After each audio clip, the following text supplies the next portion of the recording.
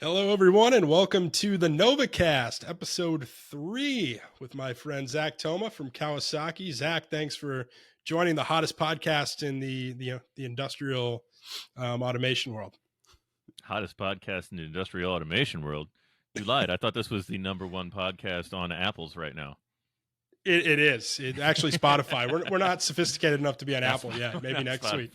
So Apple can be a little bit stuffy, so just a little harder to figure out, right? The software we use, it just goes right on to Spotify. But there were a couple steps that I haven't figured out about the Apple one yet. But nonetheless, thanks for jumping on. Yeah, my pleasure. Exactly. Thank you very much for having me. Yeah, so I was on your podcast a couple months ago, so it was only right for me to come back and make sure that you could return the favor. Hey, I get it, man. You got to get it where you can, and that's how it works, right? Booking guests for these things is not easy. That's why I kind of stopped doing it. You find out who your friends are, right? Or the friends that are okay letting other people know that you're friends with them.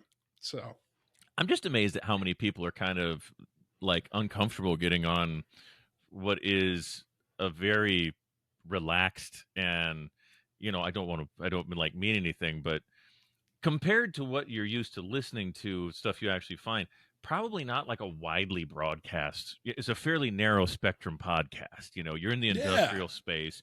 You're not talking about current events and politics and stuff. So it's not like it's not any of us that I know anyways are reaching millions of viewers. And yet still people can get a little timid about, I don't know.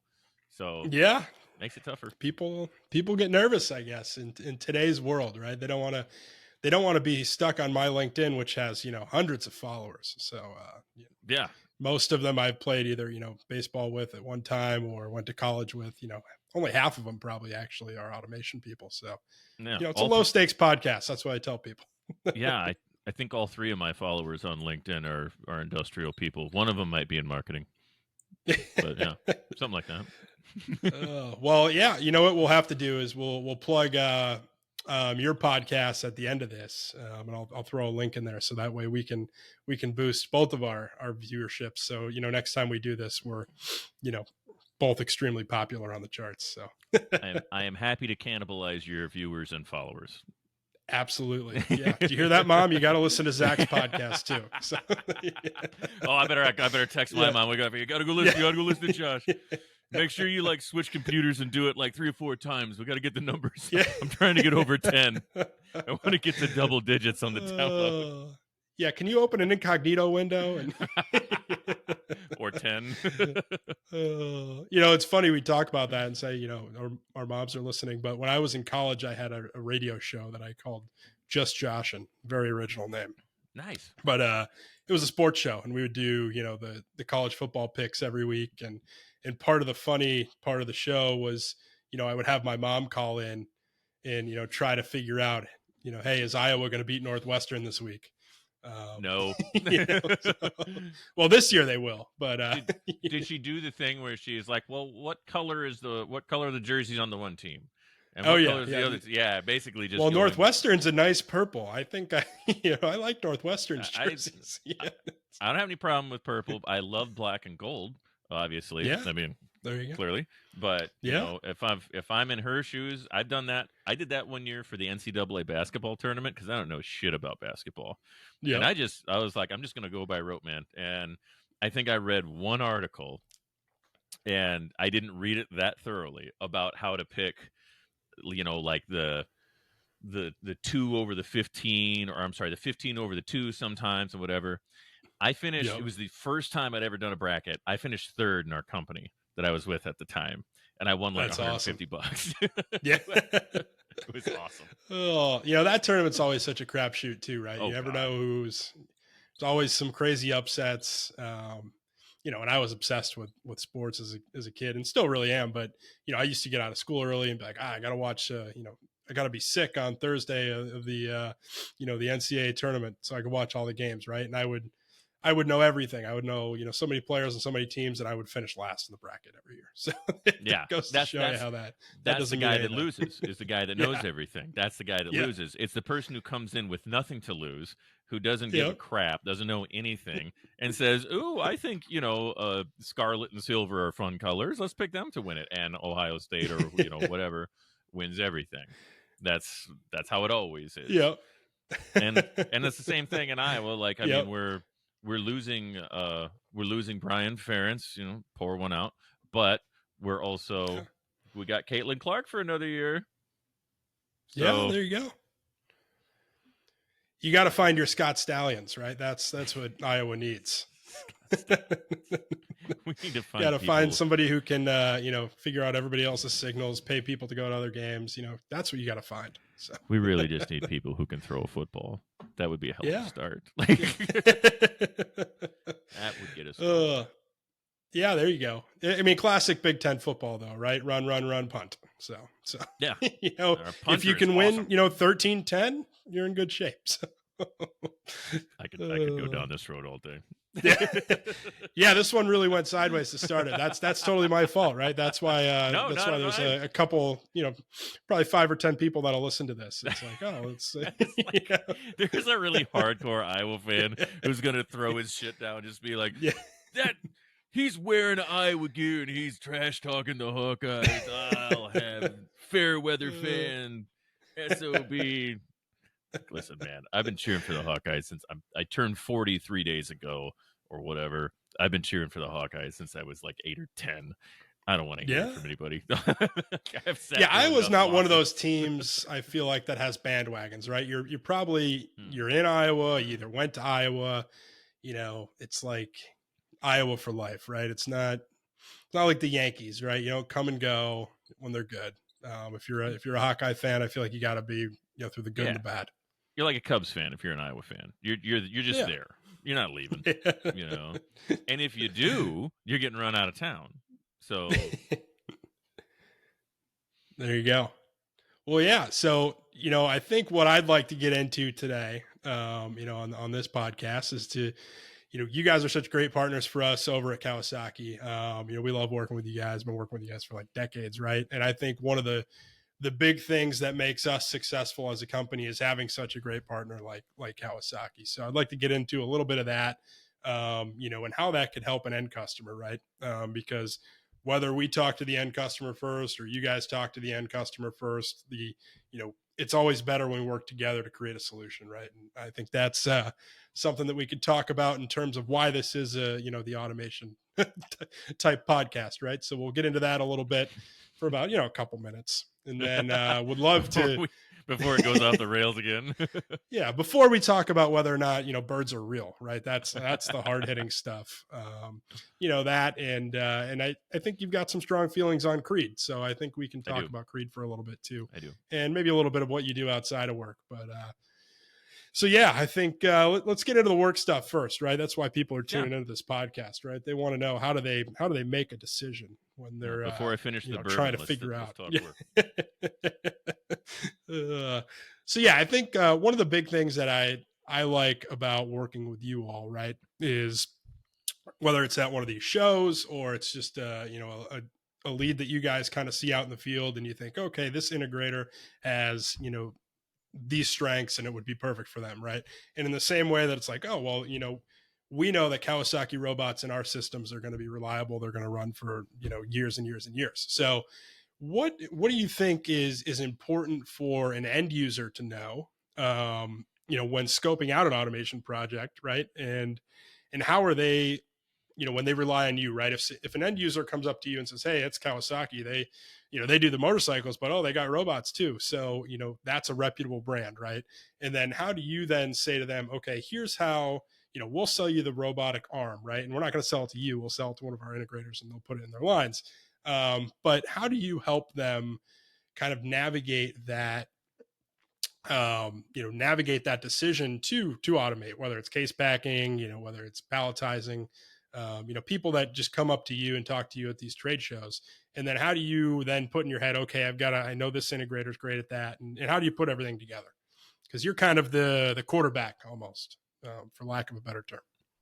No, I think that's probably a fair way to put it. And it sounds like to me there's really kind of three questions in there, right? So the first one I heard is was kind of the how do you how do you describe that relationship to the end user, and how do you kind of elaborate on what you think is important and how you kind of navigate the sales process with them of differentiating yourself from basically your competition. And then the second part, it sounded like you were saying, was kind of how do you identify that person for navigating exactly what their application is, how you're going to find that, and how you're going to kind of suss that out from, because sometimes the application they bring to you is not the one you're going to end up with, you know. Yep. And and what was the last part of that? I feel like I'm forgetting now. Oh, who knows? I was probably just rambling. We could start Okay, with those fair two. enough. Okay, well, we'll just go with those two. Works for me. So it's funny that, like, you're when you talk about basically how do you run the play of differentiating yourself when somebody comes to us and we're they're saying, okay, well, we've had this before. We're in the booth together at a show, and somebody comes into the booth and they say, well, I'm looking over at Fanuc, I'm looking at Kuka, I'm looking at Yaskawa, I'm looking at ABB, I'm looking at you. Why you? And then there it is. There's the $1 million question for every robot salesperson in the country that they get asked: why you and not them? And what's important to this person? You know, what are you supposed to say is important? What's in my sales presentation that I could sit there and just fire at them as bullet points and say, these are the things that you're supposed to care about. These are the things that we want you to care about. And there's some truth in all of that. There's some truth everywhere in there. But you're hitting on, I mean, with that single question that you asked, you kind of cut to, in my opinion, the core of salesmanship, and that is that salesmanship in its most useful and real form is authenticity at work. That's what it is. It's giving a shit about your customer, caring enough about their process and what and spending their money like it's yours, or at least thinking about it like it is, or somebody you care about. And it's telling them what you really think, and being able to tell them what you really think is incumbent upon you believing in what you're selling. And because if you really don't believe in what you're selling, then telling them what you really think isn't going to work. And you're going to be telling them how crappy whatever it is that whatever you have is. Okay, Yeah. you Or you they need can to. see right through you, right? If you're not being Oh, authentic. So, yeah. absolutely they can. Absolutely they can. And some people would like to believe that they can't, but yes, they can, and they can feel it. You know. So to answer that question, to tell you the truth, what I tell people is I tell them that if they're asking me why Kawasaki and not somebody else, I tell them, look, I can give you all the bullet point reasons why you should, and this is this is what I honestly think. I say, I can tell you all the bullet point reasons why you should pick Kawasaki.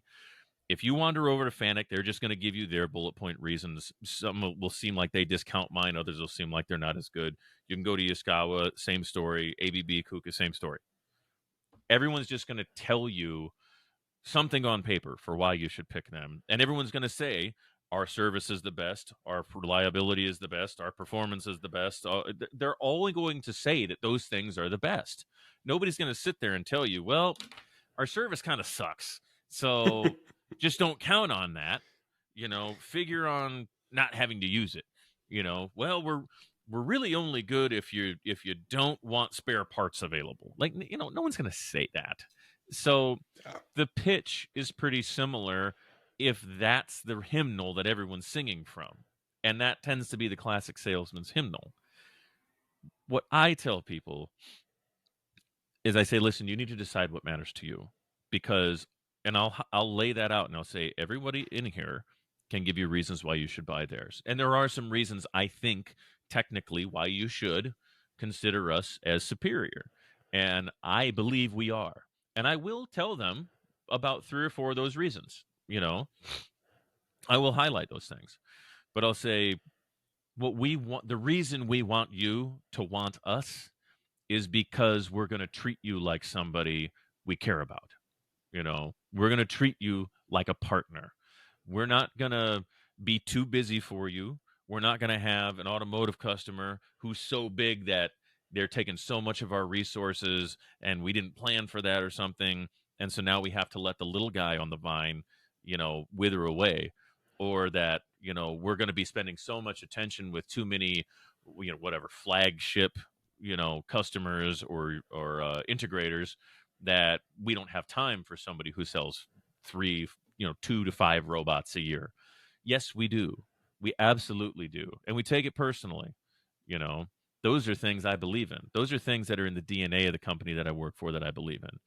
Those are things that I would go to bat for with a customer. And the other bullet points, they check themselves. They really do. Service, quality, longevity, durability, ease of doing business with, cost effectiveness, easy. I mean, that's always one thing that I don't like to lead with cost, but I certainly like to use it as an advantage. Mm-hmm. And as a differentiator to show people that I don't want to say not what they're not getting what they're paying for, but it's the value discussion. It's the, are you maximizing your dollar? So to answer that question, I guess, to kind of put a finer point on it,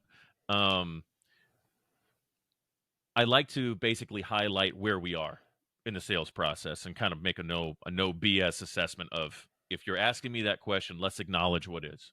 Let's acknowledge that especially if we're at a trade show, let's acknowledge that Big Yellow's right over there, and you're going to go talk to them. And you're probably going to talk to Yaskawa and ABB, whatever. And we're all going to tell you some version of the same thing. So here are some reasons I actually think we outperform them, about 4 or 5 things that are pertinent right now. Now, here's the reason I believe you should be working with me, or working with my territory guy over there. And then that, especially if they have an application that's right, this is getting to the second part of your question, that's right for the proper integrator, proper partner. The part of the beauty is that of where we are as a company, I can't really think of any partners that we have that aren't like-minded, with us, that aren't kind of cut from the same cloth. And and that's by design, well, and I can't say whether it's by intelligent design or just dumbass luck. It's the way it's worked out, by osmosis, because we haven't attracted those, I guess, who would turn their nose up, maybe, or would, those people already have robot OEMs they work with. And we only want to work with people that want to work with us. And because the people want to work with us, it generally means that inherently we're cut from the same cloth. So it's easy then to roll that conversation into, Josh is right over there and he works with Nova Automation. And Nova is one of the leaders in the packaging and palletizing world out there, and I think you need to be talking to me and Josh right now about your solution for fill in the blank. And let's have that conversation, and then you decide. If we haven't won you over by the end of that conversation, or when you're laying in bed tonight thinking about it, or the next morning when you go into work and you're thinking about it, then you should buy from somebody else. Yep. Especially at a trade show, tell right? People then I'm not afraid to tell people. I think I told a guy this at FabTech. I said, look, if you really want a partner that's just got the huge marketing presence and they're all over the country, and you get some, or we're all over the country, but they're saturating the market, and they're all you see when you open a magazine about whatever or something, or you see them more than anyone else, and you get some value from that, and their booth is huge and whatever, and you extract some value from that, then you need to act on where you think you get value. Because I can hardline the value for you, but I can't tell you what it means to you to make a comfort level decision. And that's what every sale is. Every sale is a comfort decision. It's an emotional decision. And I'll take that to the bank every damn day of the week and twice on Sunday, because that's what it is. They say Yeah. it's about, well, we crunched the numbers and this just made more sense. Bull crap. You punched the numbers, you ran the numbers, and however they were, they gave you a comfort level. Not just because they're better, because sometimes they aren't. I have lost deals where our numbers were better. People, well, no, you just weren't comfortable with us for whatever. That's fine. That's okay. And I don't just mean at Kawasaki. Throughout my entire sales career, last Yeah. 20 some years, Yeah. and that's so you have to accept, to me anyways, you accept that you're just going to be authentic right out of the gate, and let that be the thing that makes or breaks your deal. And when you have authentic Yeah. partners, then it becomes easy to roll them into that part of the whole conversation, and work together, and really work together. Yeah. And sometimes you don't have a customer that's a good fit. Yeah. You just have to accept And that. I mean, that's one thing that we can see, right? At these big trade shows that we go to, it's like you can walk the floor and you can know who's authentic and who's not in the first 5 minutes, right? And we've worked shows together, a few times, and that's one thing I could say probably about both of our companies, right? Is we're focusing on that conversation and really getting to know the person, their application, understanding why.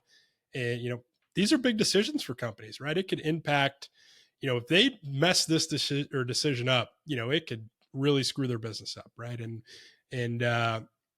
we see that a lot, right? If it's the engineer who's doing all the research and he's got to sign off on it, and if this robot is down, that's everybody's going to remember, hey, Tom was the guy who signed that contract, right? Oh yeah. So it's important for us to really understand and make someone feel comfortable with their decision, to not only partner with us, but with you all as well. And I think that we do that well together. And that's one of the things I love about our partnership, right? Is, Yeah. when we're talking to, whatever customer we need to, they're like, well, every other robot we have in our facility is this OEM, right? Why should we think about Kawasaki? And, I always joke, we could paint the robot any color you want, right? But at the end of Mm. the day, we've, at least for me, I like to think you're you're selling to a person and that person is buying from a person, right? Yeah. At the end of the day, or buying from a company full of people, right? As silly as that sounds, but if you could build a relationship and trust and accountability, those are two big things that I think differentiate a lot of the great companies in our space, because there's a lot of companies out there that don't do that well, right? I mean, you walk the trade show floor and you can tell, right? There are people there who, they go to a trade show every week and they're just regurgitating their trade show pitch over and over and over and over again. And I think at the end of the day, it's a huge decision and people want to feel comfortable with who they're working with.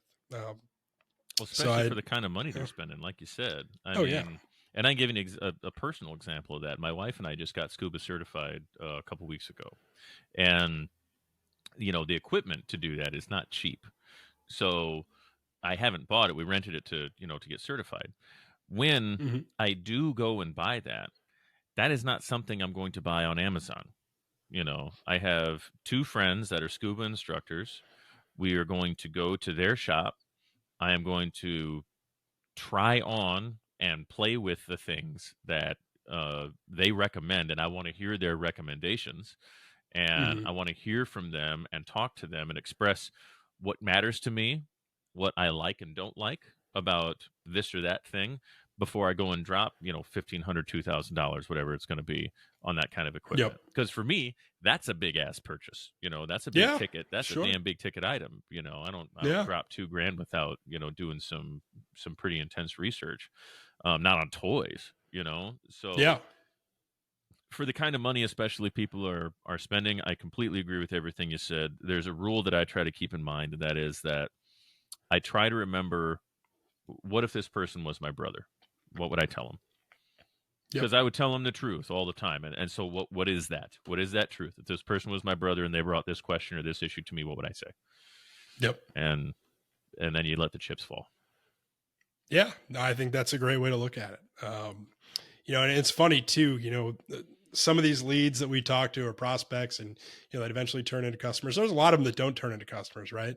But they call you every year for updated pricing, right? Or they call you, when they think, hey, I think this is finally the year, right? And the reason they call you back is because they remember you, because you sat there and you took the time to talk with them, and you didn't just say, okay, well, this person is, they don't have any decision making power. They're just, here to put a presentation together for their boss or something, right? But you never know who you're talking to, right? And that's kind of like the old saying, you never know who's sitting next to you on a plane.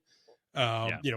I've always tried to treat everybody the same, right? Exactly how you would want to be treated. I guess the golden rule, right? But I think that goes a long way too, right? It's like you sort of know when you get those calls, like, okay, this probably isn't going to happen, but if they do anything with anyone, it's going to be with us, right? And that's always we just had a forecasting meeting today, and there were a handful of those deals where I'm like, we didn't get that one, the budget didn't get approved, but if it does, or when it does, they're not going to go anywhere else. Yeah. And it's because of the relationship you build and the trust you build, and all those things. So I think that's important, and especially with what we sell, right? We're not selling shoes, nothing against Yeah. shoe salesmen. I think on your podcast, we picked on car salesmen, but if you're going to buy a pair of shoes and you go and you spend $100 on a pair of shoes and they're not the greatest shoes in the world, it's not the end of the world, right? But if you are responsible with figuring out how to solve for your company's labor shortage, or help relocate some of that labor to, and get some cost savings and things like that, and you make that wrong decision, people don't forget that. So I think it's I If you always like spend the selling not helping, or helping not selling. Yeah. Well, I mean, it's a good point to make. If you spend $100 on a pair of shoes and they don't pan out, you're disappointed. You're not up a Yep. crick. Yeah. Yep. So. And the cool thing for you, Zach, I think would be to kind of walk through how you got to Kawasaki, because you were on the integrator side. So I think it's kind of a perfect segue for you to say, okay, and when you're talking to, whether it's you're talking to me or you're talking to an end customer, you're like, hey, I can see this from the integrator side. I can see this from the OEM side. And, I've certainly dealt with enough customers over the last, 20 plus years to say, okay, I can understand your pain points as well. So can you talk a little bit about, and that's always a lazy question, talk about, that's what my journalism Talk about how teacher you told got me. here. How'd you get into automation? Yeah. Yeah, exactly. But you know what I mean? Talk, I get it. Yeah. let's, It's mention legit. a little bit about your OEM, or I'm sorry, your integrator world, and how it helps you at Kawasaki. Sure. So actually, I grew up working for my dad in the industrial woodworking market. So he sold industrial woodworking machinery. So not table saws here and there, but the stuff he was selling was full cabinet lines for places like Mastercraft or Master Brands, and people who were making complete plywood press lines way up north. He did stuff all over the world. Lumber lines, raw lumber mills, full lumber mills, cut lumber mills, finished lumber, molding houses, you name it. So big, heavy industrial stuff. And since I could walk, I worked on that stuff. And as a result, I'll fast forward the story here, but as a result of that and my career trajectory, I got to basically, since I was very, very young, be in and out of manufacturing facilities all over the world, world-class ones, world-class window manufacturers, world-class furniture manufacturers, world-class cabinet manufacturers, and then from there to world-class grain processing, world-class oil extraction, things like that, into heavy-duty agricultural, vehicle manufacturing, and a myriad of things, everything in between.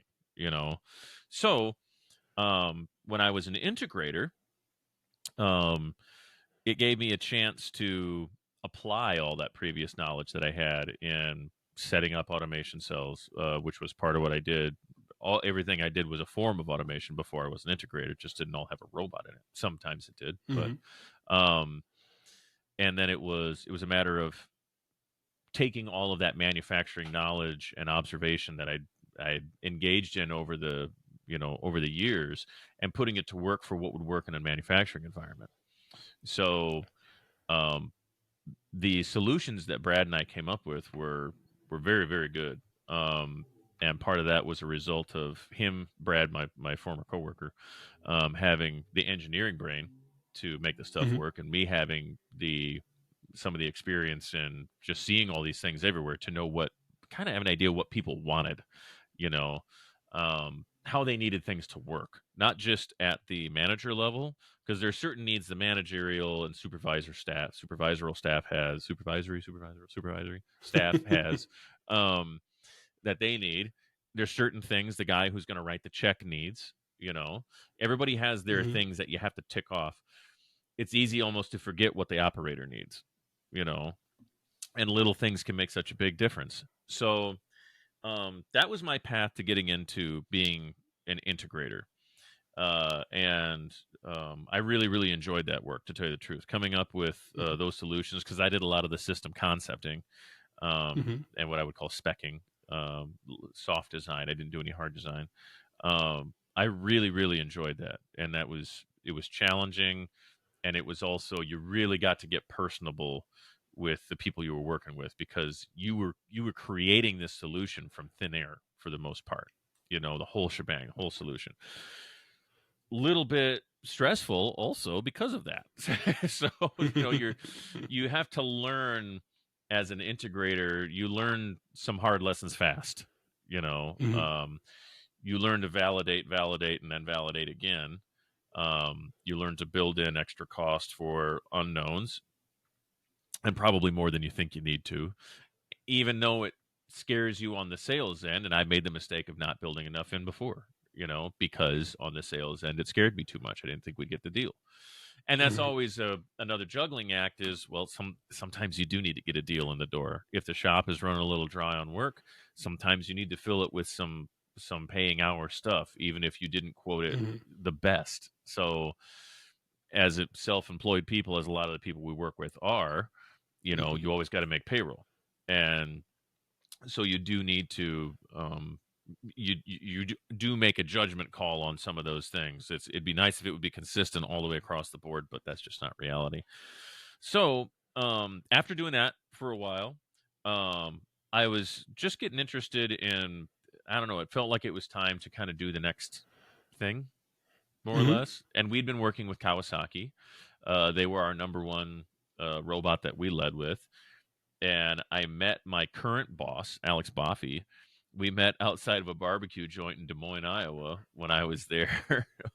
uh, God, what was that now? Did your band open for Alex's band? Is that what you were doing there? No, Alex's band is probably way better than my band. Also, we could have made a decent opener for him, probably, because you got to suck worse than the band you're opening for. You don't want to take all the spotlight.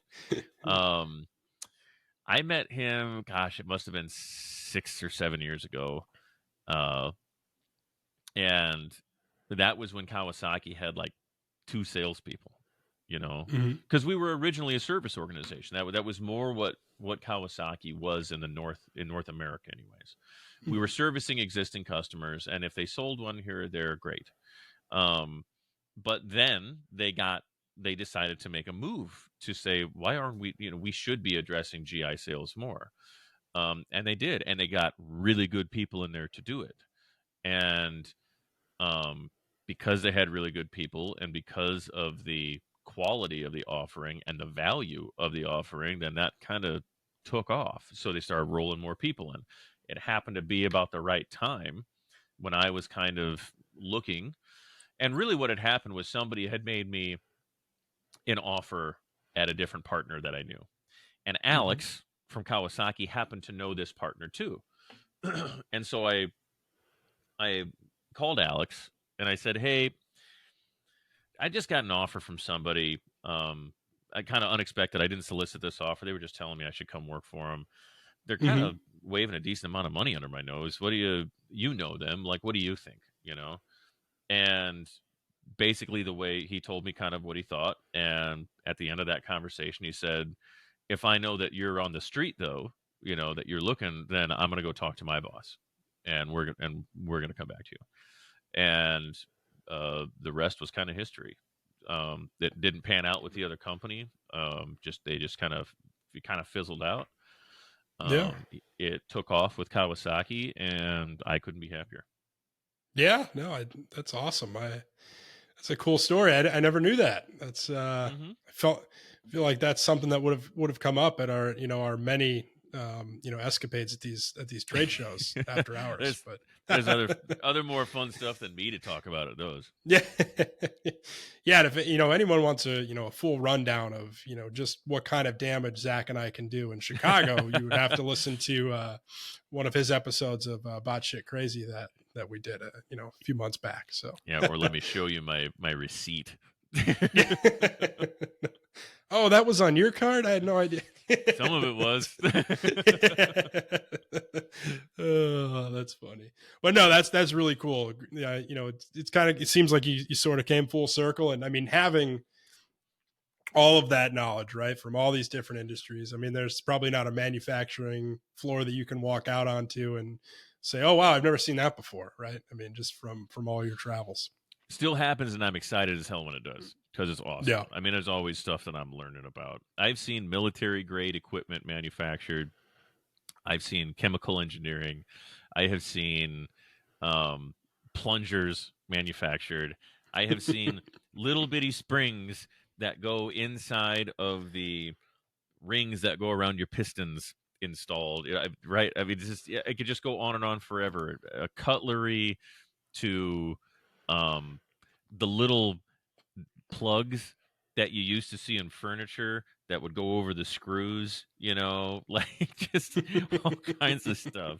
I mean, just everything. I can't even think of it all. And more cool processes um, executed by really intelligent people who I've had the pleasure. It's been my honor to learn from how they did all this stuff and how all this stuff comes together. And you just marvel at the human ingenuity of everybody that can make all this stuff work, Yeah. and that's part of the fun too, is just being in the game with good, intelligent, hardworking people. Yeah, that's one of the cool. I mean, I love that about what we do. Right, is you can go all over the country and you can say, "Oh wow, I had no idea that this was made here," or "I had no idea that this actually went into that." Right? Yeah, just crazy stuff like that. It's always fun. So, and my wife laughs at me because I said, the best place to go prospecting is the grocery store, right? Just start looking on the back of the box and say, "Oh wow, oh there's yeah, a look plant where this is in made. Kansas." Yeah. Oh, I'm going to Dallas next week. I'm going to have to call these guys. I've totally done that before too. I'm Yep. like, all right, Modelo is packaged, Yeah. like Now, are they Chicago, bottling that, or do you think they're Yeah. palletizing it there? Yeah. Well, it says it's imported, so I don't know. Yeah. Crown imports. So all you people listening, you back off their mind. Yeah. I called. Yeah, we'll provide our lead list for everybody listening at the end of the show. Exactly. We'll put it in the show comments, right? I'll be looking at who makes my pens and everything. But yeah. So I guess to put a bow on the OEM integrator, kind of conversation here is what's one thing that you think the end customer, not to put you on the spot here, but maybe one question that an end customer should ask the integrator, and one question the end customer should ask the robot OEM. Whether it's somebody who talks to you first at a show or talks to me first at a show, right? I think one thing, if you want to draw out of them an honest answer, I'd ask them point blank, what kind of customer do you like to work with? That's what I'd want to know. And you might even say, what size customer do you like to work with? And you'll know from that answer if they're your people. Because if they and that's the kind of thing I want to know with, or want to know, because if they say, well, I mean, we have we do try to work with, depending on how big of a customer you are. Personally, if I hear someone hard to say, well, we try to work with people that are, I'm checking out like already. Not that they have to say we'll work with anyone, but if they say that, then I feel like they're hemming and hawing. They're not committed to their own answer yet. And this goes for both of them. I'd ask both of them this question. You can ask them all the other standard stuff. What's your service like? How big is the radius that you like to work in? What kind of projects do you like to take? What kind of applications are you good at? Yep. How big is your service department? How many engineers? Blah, blah, blah, blah, blah. That's all the stuff. You do Yeah. want to do some of that diligence. Yes. But when you're getting down to brass tacks, I think you want to extract from them a little bit about them that they may not know to tell you themselves. And Yep. I believe that question gets you there. If they tell you something like, this is something I could see like a wise ass sales guy saying, what kind of customer do you like to work with? And they say, anybody who brings the money. Then it's like, okay. I mean, I can appreciate that. Might be a little overeager for me. But if they gave me the answer I'd want to hear is, if they said something like, we want to work with people who want to work with us. We want to work with people that we can grow with. And we love working with people that are small and getting started, that we can grow with. And we love working with people that are big and established, and things get a little bit more messy sometimes, but let's face it, those can be lucrative partnerships too. And so we love the experience of working with both. So Yep. that's kind of the answer that to me I'd want to hear. Or if they said some version of that, or a version where they are telling me that they want to work with people that want to work with them, that want to execute automation and want to work with them, then that's somebody that I feel I can trust. Kind of they're earning my trust, at least, with that answer. Yeah, and they see you as, that partner, right, rather than a vendor.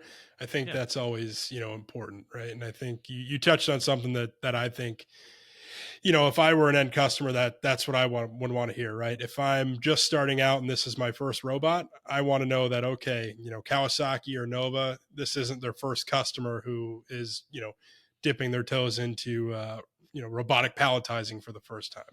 But I'd also want to know that, they work with, a lot of the brands that we would recognize and have, 50 lines and automation everywhere, right?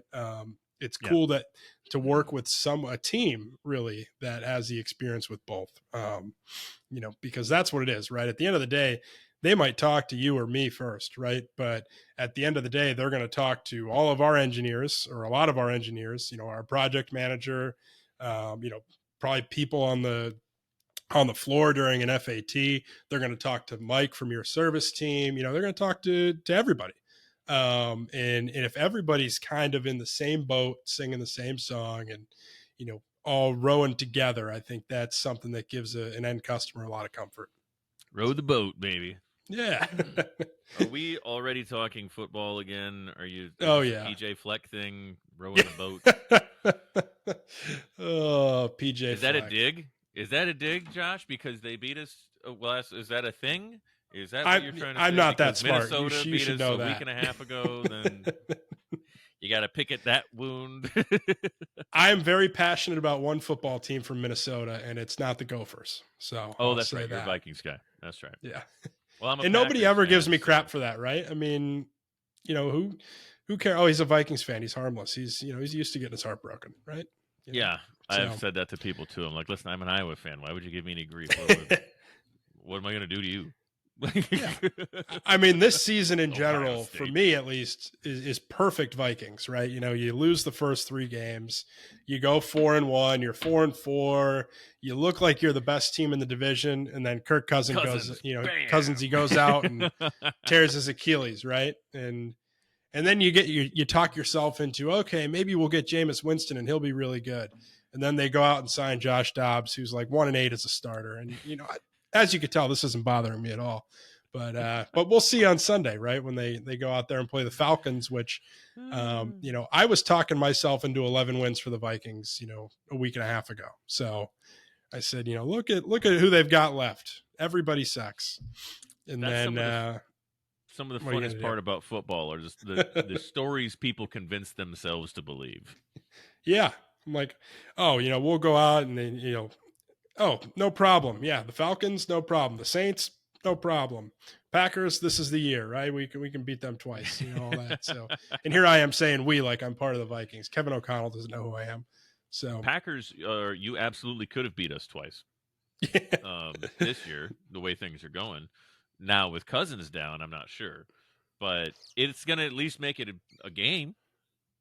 Yeah, I mean, what's it like to have Jordan Love as a Packers fan now? I mean, after years of Favre and Rodgers, I mean, you can't get too greedy, right? You should be okay suffering through a few years of Jordan Love if he's not going to pan out. Well, we also don't know what it's like. This is new. This is a new feeling. Exactly. So there's a lot of mystery. There's a lot of soul searching that's happening right now. There's a lot of questions. There's big questions and there's a lot of big questions and a lot of big feelings that we're just working through. But it's kind of like, it's kind of honestly, it's like so here's the story that everyone's selling themselves, I think, in Green Bay. You talk about being a salesman. Nobody will sell themselves better than the fan of a sports team in whatever situation. So they are the best salesmen to themselves for that team. So people are selling themselves on the idea right now that, hey, when Brett Favre's first pass, I think, was a completion to himself or something. It like bounced off someone's helmet and he caught. Aaron Rodgers' first year as a starter did not go well. People are like, just first year. He's got all the right stuff, man. He's got the right stuff. Like, it's all right there, right? He's got the right stuff. It's going to come together. It's just and then you get the whole, they're rebuilding, they're retooling. There's some rebuilding in the secondary. Sure, okay. Elsewhere, team was pretty established, so I don't know about. I'll be honest with you, Aaron Jones isn't doing much in my fantasy team. So. Oh, really? Yeah. I haven't followed because he's not on my team. He's on someone else's. Yeah, he's not doing. I mean, this is a tough year for running backs. That's surprising. Well, granted, Bakhtiari being out though is just like that guy. I freaking love Bakhtiari, and I'm just concerned he's not going to make it back for another year. He's getting hurt so much these last 3-4 years. So. Yeah. But that's getting pretty granular, probably for a lot of your listeners. Yeah, and this podcast is sponsored by Spotted Cow and cheese curds everywhere. So it could be a Wisconsin podcast. Who knows? But sorry, Modelo guy myself. You don't like Spotted Cow? Spotted Cow is okay. I'm just sick of hearing about how Spotted Cow is the best damn beer in the world. When you live in Iowa, every time you go in Wisconsin, do you get some Spotted Cow? Did you bring back some Spotted Cow? It's like, look, it's not that freaking good of a beer. It's not bad, but for God's sakes, there's way more beers out there that are every bit as good, if not better. And they're so pompous about how good their beer is. New Glarus will only sell it in Wisconsin. Like, I'll piss off. I mean, God, I swear I've heard it for the last, since I was 20 years old about Spotted Cow. I bet, yeah. You can only get it when you're in New Glarus. I live right next door to Wisconsin, so everybody, when they come back with a 12-pack, oh, New Glarus beer, we got New Glarus beer. It's like, and there was a time when you couldn't get much for craft beer, so, I mean, I do kind of get it, but now you can. So, yeah. Now, the cheese curds, winner, chicken dinner. And don't get me wrong, there's lots of good-ass beer in Wisconsin. Wisconsin is brewing some damn fine beer. You've got a good territory for food and beverage, I think. Oh, yeah. You get your cheese curds. You got the Juicy Lucy's in Minnesota. I mean, I got barbecue to the south. Yeah. I get to go to Chicago every now and then. That's, go ahead and pick whatever it is you want for food there. Oh, yeah. Yeah, so it's good little territory you've got there.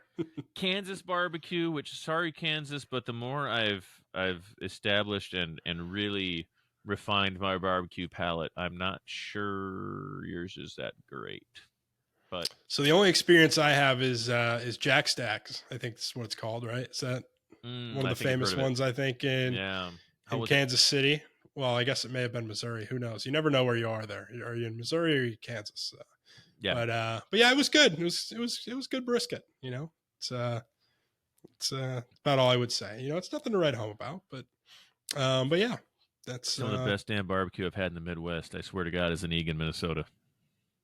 really. Yeah.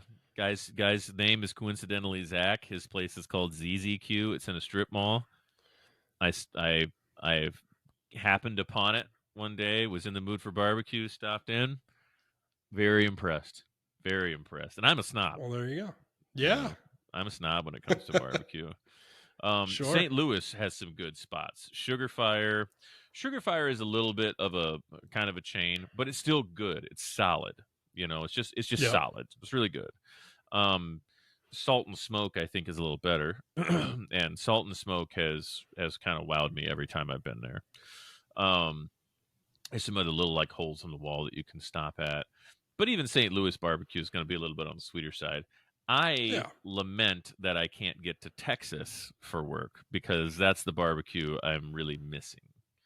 I Is was getting just there 2 weeks ago, and oh, it was great. what part?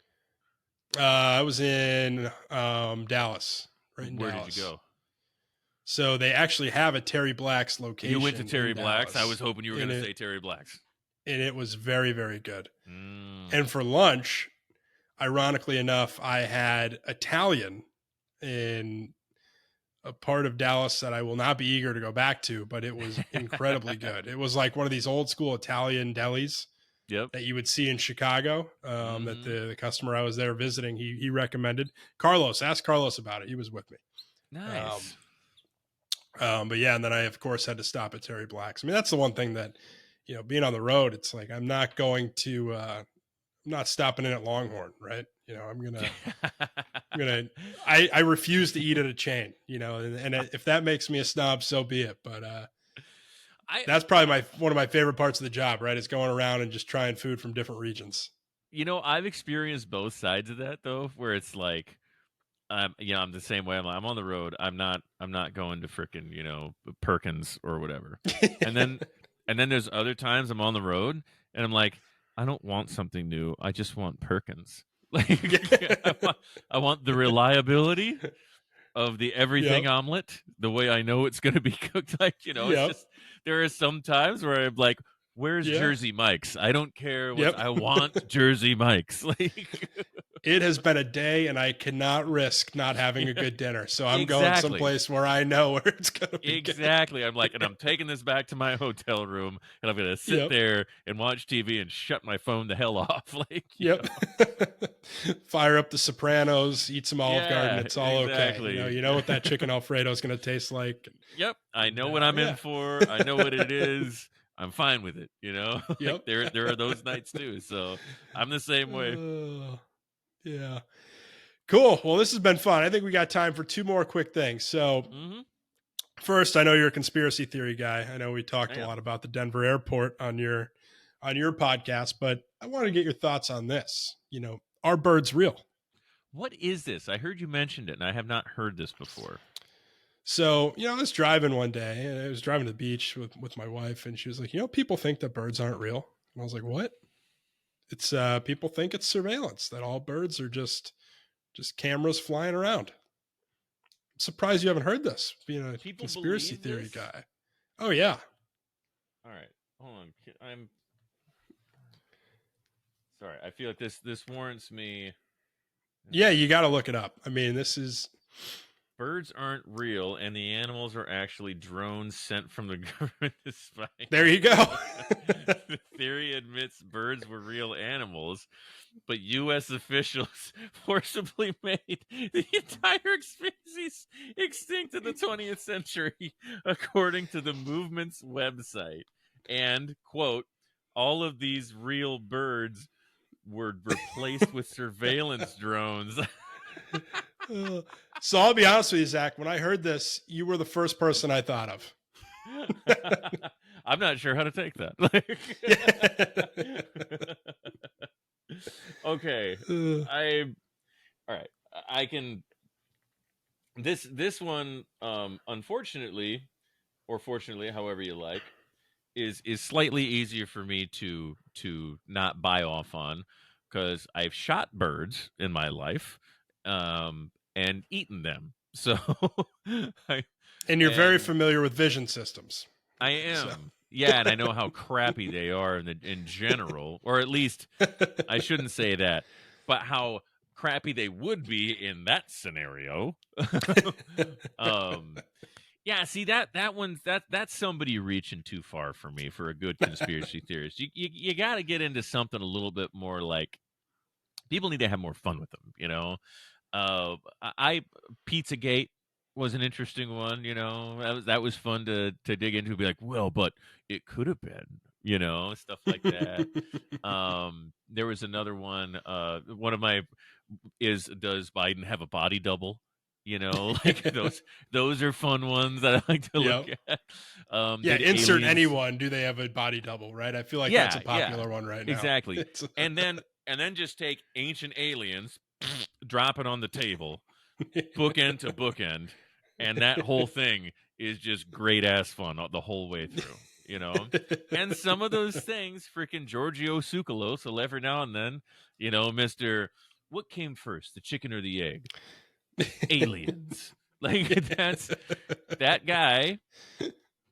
Sometimes they'll still get me wondering. So you know, I'm like, well, that little inscription on the side of the Giza pyramid or whatever, that does look like a drill with an electrical outlet, you know. Like, I don't know.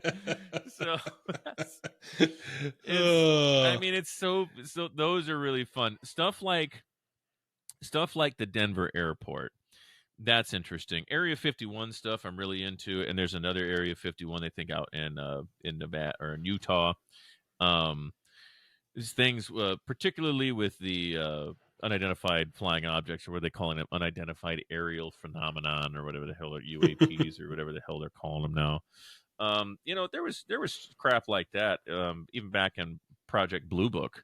That was, I mean, a lot of it legitimized. You know, that a lot of the stuff that the government was saying didn't happen. They later came out after FOIA requests, you know, Freedom of Information Act requests and everything. They had to come out and say, "Oh yeah, sorry, we did lie about that." You know, like, and you cannot deny some of the things that so many people have seen. The Phoenix Lights, so many of the, I mean, just even the most recent sightings for the guys off the Nimitz in the Navy, and those are just like just a teeny bit. And the fact that the government wouldn't be covering that up, that the old story was that Ike, Dwight Eisenhower, back when Area 51 was set up, and this was, you know, obviously I'm talking about Ike, so this is a long time ago, that he said, I want to get in there. I need to see what's going on there. And the powers that be that run it said, no, you don't need to know this. And he said, no, I need to get in there. And I need to know what's going on there. And they said, no, you don't have a right to know. We're not going to tell you. And this went back and forth until finally he said, okay, I understand what you're saying. I am going to go get the 100th Army, and we are going to drive up to the door with the 100th Army, and you're either going to let us in or I'm going to blow you off the face of the planet. And and they let him in. Now that's the story. I don't know how much of that's true, but that's where the unknown gets fun. You know, that's where, there you go. Did it really happen? Did it not? You know, that's what makes it fun. Well, I will have to read up more on these ones, you know, for next time. But and I think one last thing, you know, I've got to ask you this. Knowing you're a music guy, I played hockey growing up. One of the staples on our warm up CDs, you know, was always Higher, My Sacrifice, 6 Feet from the Edge, all the Creed. You know, Were you a Christian hockey team, or was it like, no? You know, a hockey team listening to Scott Strapp. I'm like, and you know what's even better about all this too is, you know, Creed went away for like what would we say, 15 years, probably 20 years, maybe. Not long enough. And we used to joke in college, my roommates and I, we would sing different songs in a Creed voice, like "Oh Canada," right? We would get into the Creed voice and do "Oh Canada," like just as a joke. And now they're coming back, and Kirk Cousins loves Creed. They just helped the Rangers win the World Series. I mean, Creed. Wait, Creed and did? Yeah, the Rangers love Creed. They play the songs before they're ever since they started playing the songs, they started winning. So Creed is just on a tear right now to the and they've impacted my life personally so much in the past, I don't know, 5 days that I went out and I got a 5 pre-sale days. ticket for their reunion tour. Oh So I man. don't know whether to be proud of that. But I just want to get your thoughts on Creed because I feel like you've got some good ones. Well, so here's my thing. I would never bash anybody for what they like. Like whatever you like, and go have a ball. Enjoy the Creed show. My thing with I my got you a thing with ticket, so with our arms wide open. That's all I hear when I hear Creed. I think it's Scott Strapp. We're all wide open, and it's like what every damn song. My Own Prison was badass. That song rocked. My Own Prison's still a good song, But then it started just going to shit, and it seemed like every song was some like anthem style riff with Mark Tremonti over there and his tattooed fingers or whatever the hell it was, and those damn birds on his PRS fretboard, sitting there, playing the same whatever that effect was that he had on his guitar, and I think it was just a PRS ran through a Marshall, and it's like, it was probably a Mesa Boogie or something, and it's like it was the same thing, and then it was Scott Stapp getting, in my opinion, progressively more unintelligible. Like I could tell less and less of what he was saying, and it was more. And if you want it, and it's not just me. Have you ever YouTubed Creed shreds? No, but I will now. Oh my God, sure. you haven't seen Creed shreds? No. Oh I God, haven't. it's you and everyone listening to this. True story. I was sitting outside of John Deere one time when I worked. I didn't work at or for John Deere. I worked at John Deere as a contractor, more or less. And I was going in to talk to somebody, and I had some time, and I popped open my phone, and I looked at Facebook. This was years ago, and one of my buddies, who was also a musician, said something like, "Oh man, Creed shreds! It still gets me." And he had the link to it on YouTube, and I was like, "It still gets you, Creed shreds? What am I missing?" I opened that up and I laughed so hard for the next 10 minutes, I almost threw up in my car. Now, I don't want to oversell it because somebody else might get it, see it, and just not get it. But you had to come up in that era where you were seeing Scott Stapp, and they were so big. I mean, Creed was huge. Yeah. They were ginormous. They were huge. And Scott Stapp, like I said, was just getting progressively more. Like, all right, what is the transcript to that? Like, what was that? Was it even English? And this video captured what all of us were experiencing at that time of Creed being so huge, but us thinking that they were just sounding crappier and crappier as they went, and they really nailed it. So go have a look at that. I don't do it justice with my gesticulations and goofy voice throwing. They put it where it needs to be. They put a pretty fine point on it, in my opinion. Well, I will check it out for sure. You know what, though? All seriousness, if Scott Stapp is sober, I'm glad that they're out making music if that's what they love to do. By all means, if they got an audience and they want to go play, hey, go get them, man. It's not going to stop me from making a good-natured joke or two, but still. But I'm happy they got success. It's just, I had my fill back in the day. I'm happy that I'm just glad it's not on the radio, because I think I heard With Arms Wide Open and Higher. And that's, oh my God, it was just like, and the videos, it was just like all this CGI. It reminded me of 90s or early 2000s versions of 1980s videos. It was just like every bit as bad, just more up to date. And like I said, I've had my fill of Creed. I will say this though, Zach, I was almost certain that Creed made me skate faster in pregame warmups. So, oh my God, I want to make a terrible joke and I'm not going to do it. I'll tell you. I mean, this was, let's see, I was probably, I don't know, 10 or 11, right? When they were big, and, I was like, oh, this is awesome. So to see them coming back my one buddy was like, "Do you want to go?" And it was one of those things where in the moment it's like, "Yeah, let's go." And then you actually, like, I was typing in the pre-code or the pre-sale code, and I was like, "What am I doing? Like, this ticket, I can get this ticket probably the day of the show, and they're playing here in Charlotte, and I'm gonna go, Well, at and least you it'll have be to, yeah, fun." at least I have to go anywhere. Yeah.